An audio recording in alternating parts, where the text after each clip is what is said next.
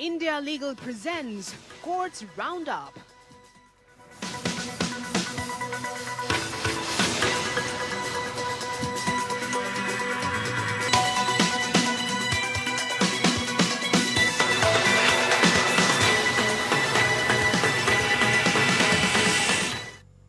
नमस्कार, मैं हूं आपके साथ नेहा दुबे। कोर्ट्स राउंडअप में आपका बहुत बहुत स्वागत है। इस बुलेटिन में अगले आधे घंटे हम आपको कोर्ट से जुड़ी तमाम छोटी बड़ी खबरों से करवाएंगे रूबरू। कोर्ट की कार्रवाई और सुप्रीम कोर्ट से लेकर हाई कोर्ट्स और लो कोर्ट्स तक के फैसलों को रखेंगे आपके सामने। तो आइए शुरू करते हैं कोर्ट्स राउंडअप।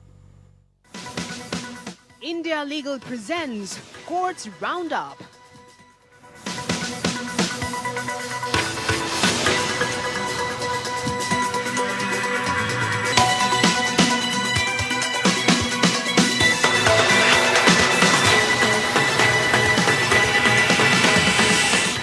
सुप्रीम कोर्ट ने किसान नेता जगजीत सिंह डल्लेवाल की याचिका पर सुनवाई की है, जिसमें चल रहे किसान आंदोलन में उठाए गए बड़े मुद्दों में न्यायालय हस्तक्षेप की मांग की गई है, जिसमें न्यूनतम समर्थन मूल्य की वैधानिक गारंटी की मांग भी शामिल थी। बता दें आपको कि सुनवाई के दौरान न्यायालय ने मौखिक रूप से केंद्र सरकार से पूछा कि वह वास्तविक शिकायतों पर विचार करने के लिए तत्परता क्यों नहीं व्यक्त कर सकती है।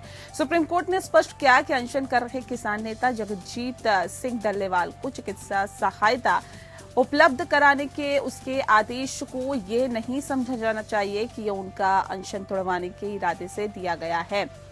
फसलों के लिए न्यूनतम समर्थन मूल्य की मांग को लेकर चल रहे किसानों के विरोध प्रदर्शन के तहत डल्लेवाल अनशन पर हैं और जस्टिस सूर्यकांत और सुधांशु धुलिया की पीठ ने ये कहा है कि डल्लेवाल को इस बात की चिंता जरूर करनी नहीं है कि अगर उन्हें चिकित्सा सहायता मिल जाती है तो किसानों का विरोध कमजोर पड़ जाएगा।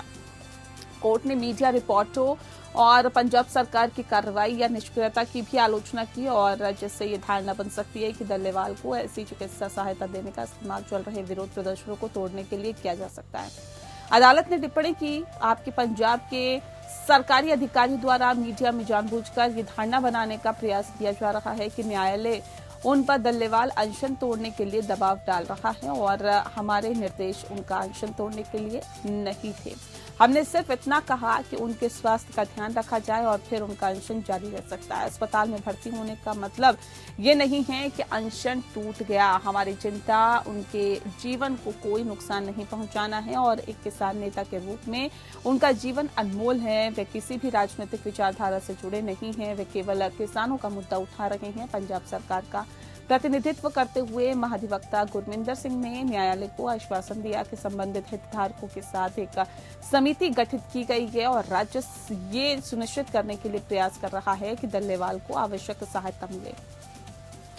न्यायालय ने मामले की आगे की सुनवाई 6 जनवरी सोमवार तक टालने की सहमति जताई और न्यायालय को बताया कि डल्लेवाल ने उन्हें चिकित्सा सहायता देने के प्रयासों को इस चिंता के कारण अस्वीकार कर दिया कि इससे किसानों का आंदोलन कमजोर हो सकता है।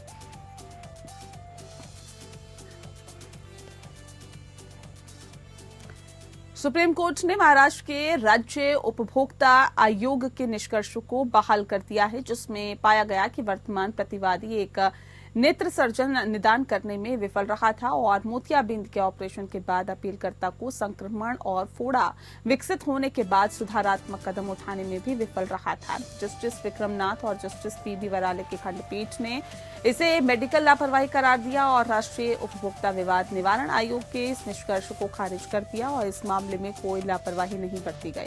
प्रतिवादी को अब 2 महीने के भीतर अपीलकर्ता को 3,50,000 रुपए का मुआवजा देने का निर्देश दिया गया, जिसमें विफल होने पर राशि पर निर्णय की तारीख से इसकी प्राप्ति तक 12% प्रति वर्ष का ब्याज लगेगा। वर्तमान अपीलकर्ता मूल शिकायत करता है, जिसे अपनी दाहिनी आंख में मोतियाबिंद विकसित किया था और 11 जनवरी 1999 को पुणे में अपने क्लिनिक में एक नेत्र सर्जन प्रतिवादी से संपर्क किया था।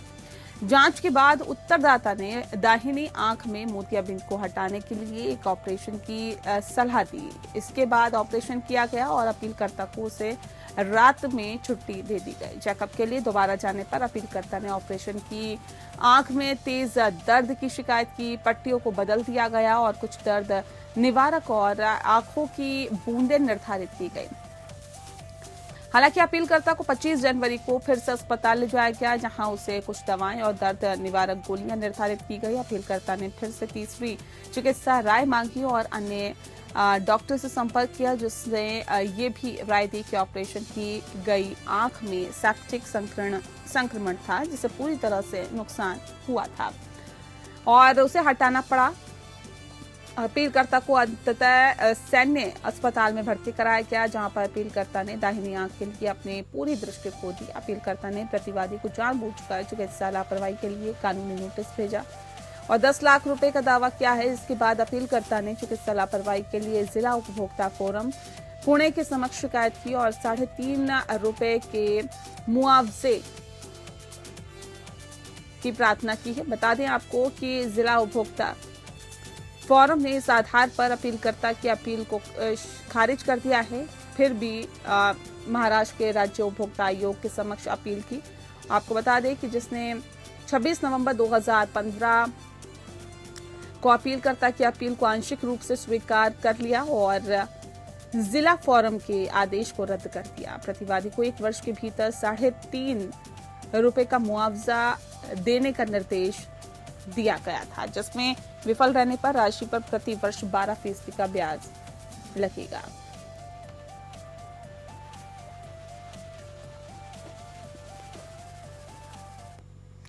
बताया भी जा रहा है कि बार काउंसिल ऑफ इंडिया ने सुप्रीम कोर्ट में एक आवेदन दायर कर नामांकन शुल्क में वर्तमान में एक फैसले के आधार पर 750 रुपए है, जो कि बढ़ाकर 25,000 रुपए करने के निर्देश देने की मांग की गई है। ये आवेदन गौरव कुमार बनाम भारत संघ मामले में दायर किया गया, जिसमें सुप्रीम कोर्ट ने जुलाई 2024 में अपने फैसले में कहा है कि बार काउंसिल अधिवक्ता अधिनियम की धारा 24 के तहत निर्धारित सीमा से अधिक नामांकन शुल्क नहीं ले सकते हैं। 1961 वर्तमान आवेदन के माध्यम से बीसीआई ने फीस बढ़ाने के लिए अधिवक्ता अधिनियम में संशोधन करने के लिए कदम उठाने के लिए केंद्र सरकार को निर्देश देने की मांग की है। आवेदन की प्रकृति पर आश्चर्य व्यक्त करते हुए न्यायालय ने इस मुद्दे पर भारत के अटॉर्नी जनरल आर वेंकटरमणि से सहायता मांगी है। न्यायमूर्ति पीएस नरसिम्हा और न्यायमूर्ति मनोज मिश्रा की पीठ के समक्ष वरिष्ठ अधिवक्ता और बीसीआई के अध्यक्ष मनन कुमार मिश्रा ने अदालत को अवगत कराया। बीसीआई नामांकन शुल्क को संशोधित कर रुपए करने के लिए 1961 अधिनियम में संशोधन करने के निर्देश चाहता है। 25,000 और बीसीआई का फंड शुल्क रुपए सामान्य वर्ग के लिए 6,250 रुपए और SC/ST के लिए नामांकन शुल्क रुपए होगा। बता दें आपको कि 10,000 स्टेट बार काउंसिल की ओर से रुपए 2500 बार काउंसिल ऑफ इंडिया को आरबीआई मुद्रास्फीति कैलकुलेटर के अनुसार इसे संशोधित करने की स्वतंत्रता के साथ ही, हालांकि न्यायमूर्ति नरसिम्हा ने सवाल किया कि इसमें न्यायालय की क्या भूमिका है। ये बताया गया कि 1961 के अधिनियम में 1993 में एक संशोधन ने वैधानिक नामांकन शुल्क को बढ़ाकर 750 रुपए कर दिया था और अब जब राज्य बार काउंसिलों को 600 रुपए से अधिक वसूलने पर रोक लगा दी गई तो बार काउंसिल और बीसीआई अपनी मौत बताई जा रहा है कि अपनी मौत मर जाएंगे, क्योंकि वे काउंसिल के सामने आने वाली वित्तीय संकट से निपटने में सक्षम नहीं होंगे।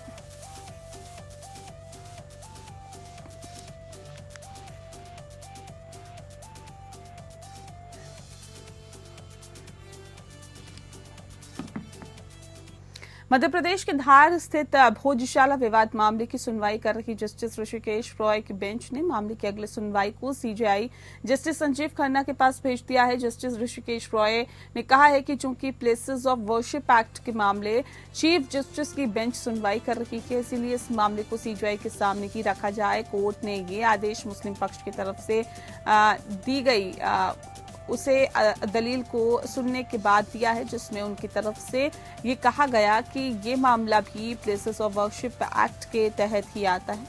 मध्य प्रदेश हाई कोर्ट की इजाजत के बाद हो रहे सर्वे पर रोक की मांग को लेकर मुस्लिम पक्ष सुप्रीम कोर्ट आया। वहीं सुप्रीम कोर्ट ने तब मुस्लिम पक्ष की अर्जी पर सुनवाई करते हुए सर्वे पर रोक लगाने से तो इनकार किया था, लेकिन साथ ही साफ किया था कि सर्वे की रिपोर्ट के आधार पर हाईकोर्ट अभी कोई कार्रवाई न करे। बताया भी जा रहा है कि धार नगरी की ऐतिहासिक भोजशाला के सर्वेक्षण के बाद एएसआई ने अपनी सर्वे रिपोर्ट में कहा कि परिसर से चांदी, तांबे, एल्यूमिनियम और स्टील के कुल 31 सिक्के बीते दिनों पाए गए थे। ये सिक्के इंडो ससैनियन 10वीं 11वीं सदी, दिल्ली सल्तनत 13वीं 14वीं सदी, मालवा सुल्तान 15वीं 16वीं सदी, मुगल 15वीं 16वीं सदी के कार्य जो काल है उसके थे। साथ ही आपको बता दें कि ये सिक्के 18वीं शताब्दी में धार राज्य में वर्तमान संरचना में पाए गए थे। साइट पर पाए गए सबसे पुराने सिक्के इंडो सासानियन हैं और ये सिक्के 10वीं और 11वीं शताब्दी के हो सकते हैं। ये भी दावा किया गया कि ये सिक्के तब के हैं जब परमार राजा धार में अपनी राजधानी के साथ मालवा में शासन कर रहे थे। जांच के दौरान कुल 94 मूर्तियां, मूर्तिकला के टुकड़े और मूर्तिकला चित्रण के साथ ही वास्तुशिल्प सदस्य देखे गए थे। ये बेसाल्ट, संगमरमर, शिल्ट, नरम पत्थर, बलुआ पत्थर और चूना पत्थर से बने हुए हैं। खिड़कियां, खंभों और प्रयुक्त बीमों पर 4 सशस्त्र देवताओं की मूर्तियां उकेरी गई थी। इन पर उकेरी गई छवियों में गणेश, ब्रह्मा अपनी पत्नियों के साथ, नरसिंह, भैरव, देवी, देवता, मानव और पशु आकृतियां शामिल हैं। तो सुप्रीम कोर्ट ने माना कि केंद्र सरकार का कोई कर्मचारी समयबद्ध पदोन्नति योजना के लाभ के साथ साथ संशोधित सुनिश्चित कैरियर प्रगति योजना के तहत वित्तीय उन्नयन के लाभ का हकदार नहीं है। कोर्ट ने कहा है कि वित्तीय उन्नयन के साथ साथ पदोन्नति के अनुदान को MACPS में उचित रूप से ध्यान में रखा जाना चाहिए और इस पर विचार किया जाना चाहिए। ऐसे मानते हुए कि कोर्ट ने उन कर्मचारियों से वसूली के संबंध में निर्देश जारी किए हैं जिन्हें MACPS के तहत दोहरा लाभ दिया गया। साथ ही केंद्रीय सिविल सेवा संशोधित वेतन नियम 2008 के तहत ग्रेड वेतन भी दिया गया।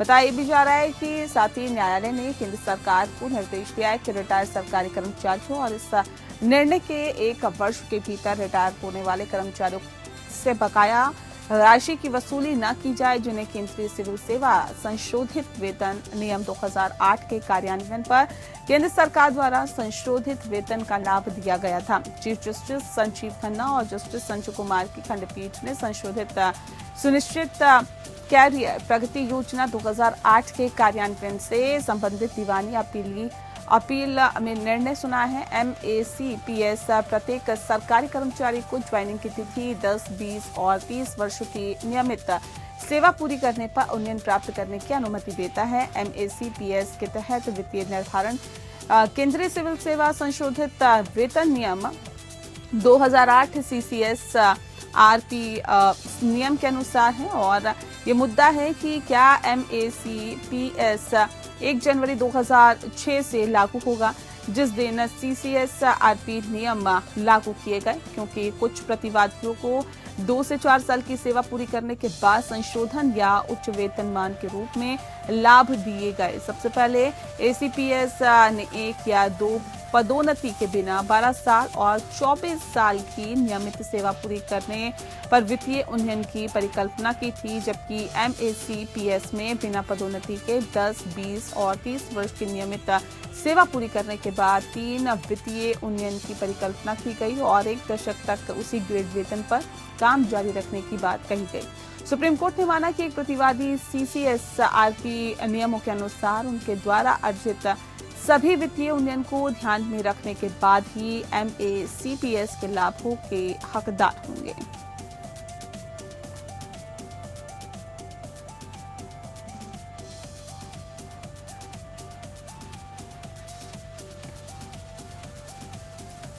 दलित अधिकार कार्यकर्ता आनंद तेल तुंबड़े ने 2018 के भीमा कोरेगांव हिंसा में उनकी कथित भूमिका के लिए उनके खिलाफ मामला बंद करने की मांग करते हुए बॉम्बे हाईकोर्ट का दरवाजा खटखटाया है। मई 2024 में एक विशेष राष्ट्रीय जांच एजेंसी अदालत ने मामले से बरी करने की उनकी याचिका को खारिज कर दिया था। विशेष अदालत के आदेश के खिलाफ उच्च न्यायालय की समक्ष तेल तुबंडे की याचिका को न्यायमूर्ति सारंग कोतवाल और एमएस मोदक की पीठ के समक्ष सुनवाई के लिए आई और जब न्यायमूर्ति कोतवाल ने मामले से खुद को अलग करने का फैसला किया, न्यायमूर्ति कोतवाल ने कहा कि उन्होंने एकल न्यायाधीश के रूप में कई जमानत याचिकाओं पर सुनवाई की है और न्यायिक औचित्य की मांग की है। इस पर एक अलग पीठ द्वारा सुनवाई की जानी चाहिए। एनआईए द्वारा तेल तुबंडे के खिलाफ मामला ये था कि वह दिसंबर एल्गर परिषद कार्यक्रम के संयोजकों में से एक थे और जहां उन्होंने 1 जनवरी 2018 को दंगों को जन्म देने वाले भड़काऊ भाषण भी दिए थे। वे वर्तमान में इस मामले में जमानत पर बाहर हैं और एक विशेष अदालत ने जुलाई 2021 में उनकी जमानत याचिका को ये कहते हुए खारिज कर दिया था कि वह प्रतिबंधित संगठन भारतीय कम्युनिस्ट पार्टी माओवादियों के सदस्य थे। हालांकि नवंबर 2022 में बॉम्बे हाई कोर्ट ने उन्हें जमानत दे दी और बाद में सुप्रीम कोर्ट ने भी इसे बरकरार रखा। बॉम्बे हाई कोर्ट की जस्टिस सारंग कोतवाल ने भीमा कोरेगांव मामले में एक आरोपी प्रोफेसर आनंद तेल तुबंडे की अपील पर सुनवाई से खुद को अलग कर लिया। जस्टिस कोतवाल जो अब खंडपीठ का नेतृत्व कर रही हैं, उन्होंने स्पष्ट किया कि उन्होंने भीमा कोरेगांव मामले में तेल तुबंडे सहित कई आरोपियों की जमानत याचिकाओं पर सुनवाई की और फैसला सुनाया। जस्टिस कोतवाल ने मामले की सुनवाई शुरू होने पर कहा कि मुझे लगता है कि न्यायिक मर्यादा का पालन किया जाना चाहिए, इसलिए मुझे लगता है कि मैं इन मामलों की सुनवाई नहीं करूंगा। तेल तुबंडे ने मुंबई की विशेष अदालत द्वारा मई 2024 में पारित आदेश को चुनौती देते हुए हाई कोर्ट में याचिका दायर की, जिसमें उनके खिलाफ प्रथम दृष्टया सबूतों का हवाला देते हुए उन्हें मामले से मुक्त करने से इनकार कर दिया था। और हालांकि जब मामले की सुनवाई शुरू की गई तो जस्टिस कोतवाल ने उक्त अपील की सुनवाई से खुद को अलग कर दिया।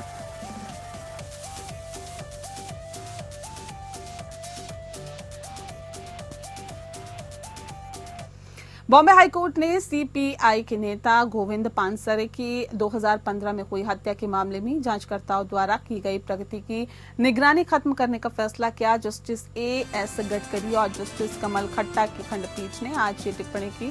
जांच एजेंसी के लिए मुख्य कार्य 2 फरार आरोपी का पता लगाना था और ऐसे में अदालत ने कहा है कि इस पहलू की निगरानी करने की कोई आवश्यकता नहीं है। हमारे लिए स्पष्ट है कि जांच के लिए एकमात्र पहलू फरार 2 आरोपियों का पता लगाना है। केवल फरार आरोपियों की गिरफ्तारी के लिए इस न्यायालय द्वारा जांच की निगरानी आवश्यक नहीं है और जिसमें कहा गया कि बेंच ने इन शर्तों पर मामले की उच्च न्यायालय की निरंतर निगरानी के खिलाफ कुछ आरोपियों द्वारा दायर याचिका का निपटारा किया और उसने ट्रायल कोर्ट को मुकदमे में तेजी लाने का निर्देश दिया। साथ ही कहा कि सुनवाई आयोजित की जानी चाहिए। दैनिक आधार पर पंसारे की जो फरवरी 2015 में कोल्हापुर में उनके घर के पास चरमपंथियों ने गोली मारकर हत्या कर दी थी। 5 दिन बाद उन्होंने दम तोड़ दिया।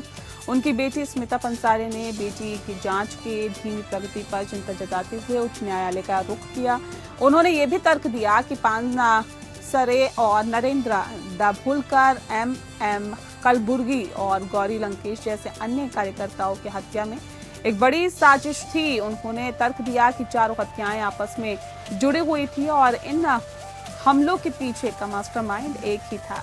पानसारे की हत्या की जांच पहले राज्य पुलिस के अपराध जांच विभाग की एक जांच जो टीम है उसके द्वारा की गई थी और अगस्त में 2022 उच्च न्यायालय के आदेश पर मामला आतंकवाद निरोधक दस्ते को स्थानांतरित कर दिया गया।